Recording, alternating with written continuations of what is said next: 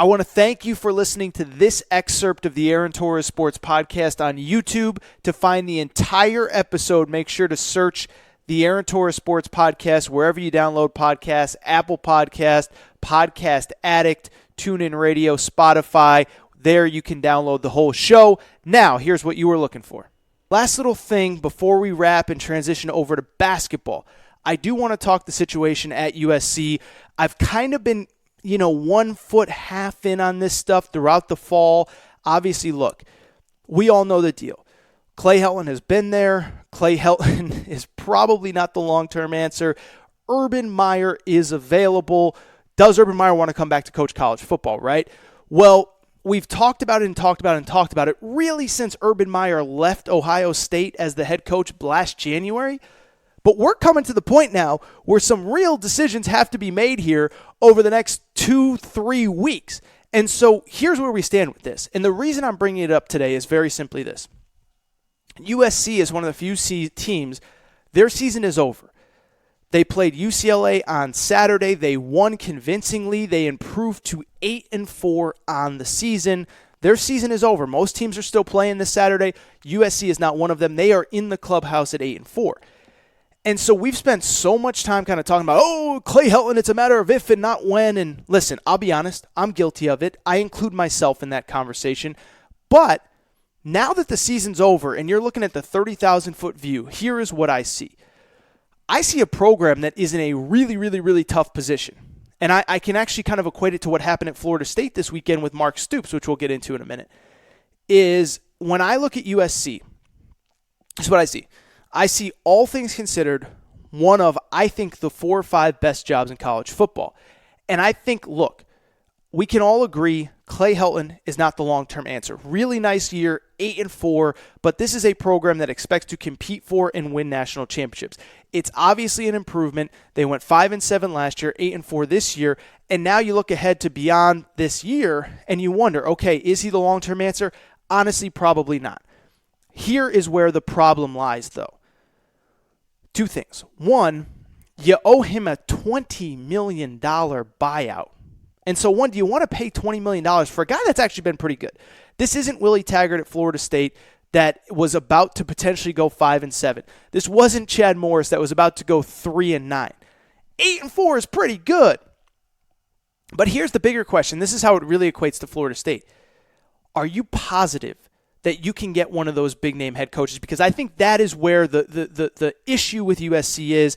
And as I said, I'm recording here on Sunday afternoon. Listen, by the time you guys listen to it, there's a chance that Clay Helton could be fired. If that happens, so be it, whatever. But what I'm going to say is this, is that I actually think that USC, they have a new athletic director. I think that this is one of the tougher decisions I've ever seen because I don't think he's the long-term answer. 8-4 is not good enough for this fan base. But if you're not positive, if you don't have 100% assurance that you can either get Urban Meyer, James Franklin, the Penn State head coach, is the other one that's been linked to this job. If you're not 100% sure that you can get one of those 2 guys, I don't think you can fire Clay Helton.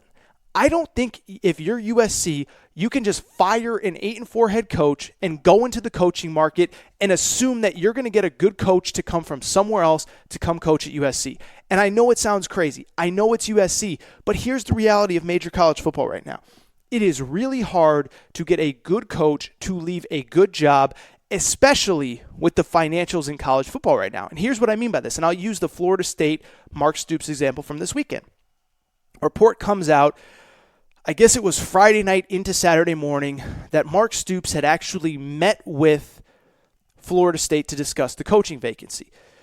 Long story short, Mark Stoops meets with him, but he basically says, I'm not interested. Thank you for your time. I am no longer a candidate for this job. My buddy Matt Jones basically reported this on Twitter, and unfortunately, this is how it goes for a lot of people, is that with Mark Stoops, what ended up happening was Florida State wanted to shake the bushes on all the big names. Whoever you think the big names are, Florida State wants to pursue them. Only Florida State knows who they're actually interested in pursuing. And they wanted Mark Stoops to stick around. And not only did they want Mark Stoops to stick around, it was going to be really tough to get him to leave Kentucky in the first place because, as I told you the day that Willie Taggart was fired, Mark Stoops makes $5 million a year. And so you're now talking about a buyout in which you're going to have to pay Kentucky a lot of money to get him away from Kentucky, to get him out of his contract. Then you're going to have to top the $5 million a year that he's already making at Kentucky. And so Florida State's just like, look, man, we're willing to consider it, but we got to go with all these other candidates. And Mark Stoops is like, dude, I'm making a lot of money. I'm winning. I'm going to another bowl game. I'm happy. And so Mark Stoops pulls his name out. Florida State now has to move on, but I think that's where USC is. I just don't think that USC can go into the coaching market without a definitive plan. We can get Urban Meyer. We can get James Franklin. Because if you fire a coach that just went 8-4, it's going to be really hard to convince another good coach at another good school to leave a job, to come to a job even as good as USC. And then, by the way, financially, are you even going to be able to afford to do it? As like I said, USC would owe Clay Helton $20 million to not coach next year. And then, oh, by the way, they got to pay whoever they're going to get. They're going to have to pay him a buyout, and then they're going to have to pay him a better salary than he's already making at his next school. So to me, I just think the USC situation is as fascinating as I have ever seen on the coaching market, because I don't think that there is an easy answer here. I don't think it's as simple as saying, you got to get rid of Clay Helton. He's terrible. Well, he just went 8-4. 2 years ago, he went to the Cotton Bowl. 3 years ago, he won the Pac-12, and he went to the Rose Bowl, and they beat Penn State in the Rose Bowl. I don't think it's as simple as saying, you got to get rid of Clay Helton. I think you got to get rid of Clay Helton if you know you can get Urban Meyer. I think you got to get rid of Clay Helton if you know you're going to get James Franklin. But if you're going to pay $20 million to get rid of Clay Helton, again, this isn't Willie Taggart. He didn't go 5-7 this year. He went 5-7 last year. But you're going to have to pay $20 million to get rid of him, and then you're going to go into the coaching market and not be sure who's even available. I think it's one that's going to be fascinating to watch. I know that even on this show, I've been saying that I think Clay Helton's gone at the end of the year. I was definitive that he would be after that Oregon game a few weeks ago. Now I'm really just not sure. I just think it's really hard to fire an 8-4 coach if you're not sure who is available, if you can actually get somebody better. This is going to be a fascinating thing to watch. I would add, I think it's going to be fascinating to watch the Florida State situation as well, because I think they're going to have a really hard time attracting a top candidate.